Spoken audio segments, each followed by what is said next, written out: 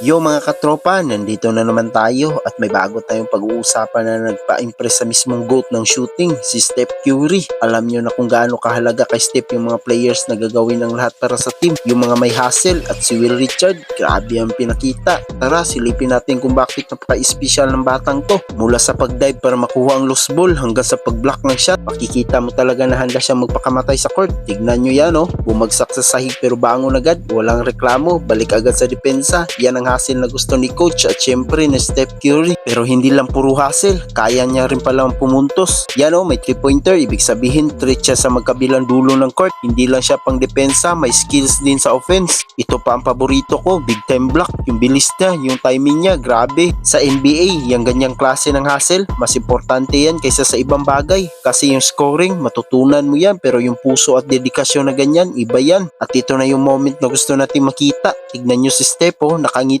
pumapalakpak, hindi na kailangan sabihin pa, pero halatang halata na gustong gusto niya yung nakikita niya kay Will Richard. Parang sinasabi niya, ayan, ganyan ang kailangan natin. Kahit rebound lang yan, yung effort niya para makuha yung bola, priceless. Para siyang pusa na mabilis kumilos at matalim ang paningin. Bawat position kailangan makuha. At yan ang isa pang senyalis na pinapahalagahan siya ni Steph. Nakikipag-usap, nagtuturo, parang kuya na nagagay. Ibig sabihin, nakikita ni Steph yung potential at yung future ni Will Richard sa team nila. Imagine, iko-coach ka ng isa sa pinakamahusay na player sa kasaysayan. Ang swerte mo, tol. Sa huli mga bro, si Will Richard ay nagpapatunay na kahit hindi ka yung superstar na laging bida sa news, pwede ka maging MVP ng hustle at depensa. Yung mentality niya na gagawin ng lahat ang magdadala sa kanya sa mas mataas na level. Kaya sa mga naglalaro dyan, tandaan nyo yan. Ano sa tingin nyo? Magiging big time player ba si Will Richard dahil sa ganyang klase ng laro? Drop nyo ang comments nyo sa baba. Huwag kalimutang i-like at subscribe. Peace out!